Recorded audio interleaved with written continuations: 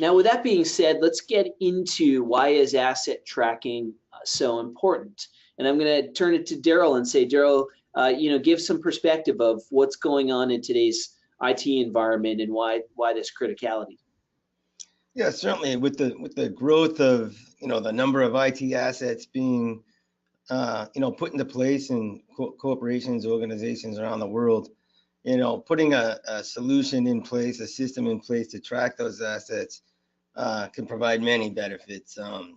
The ability to track and reduce a loss by as well as utilizing your assets more effectively, and by maintaining a robust audit trail will improve your reporting. You can reduce perhaps equipment downtime through better planning, managing warranties, license renewal dates, and information such as that, as well as get you audit ready. Whatever business you're in, whether you need to, if you're in the medical business, there's audits that you might need to adhere to, pharmaceutical, being able to get your hands on those assets when you need to, in a moment's notice is very important. It allows you to streamline processes like performing inventories and automating your inventory control processes, which again is going to save you significant time and give you much more control and allow you to better purchase and allocate the right amount of equipment, because you can really understand how much is being used and what's idle and when it's idle, etc.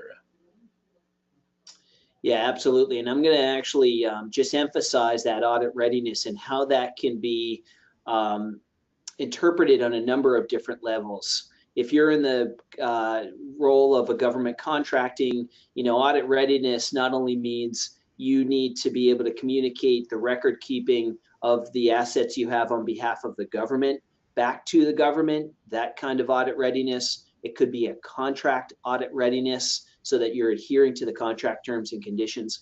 And it also could just be something, such as Sarbanes-Oxley compliant and being ready to adhere to the audits that would support that initiative, knowing that these IT assets have critically sensitive information stored on these devices and having control as to where they flow throughout the organization.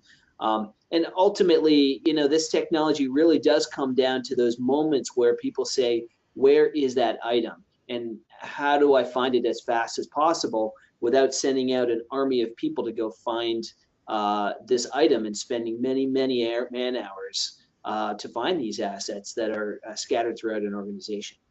Certainly. Yeah, and Pete, also a lot of organizations today are leasing equipment.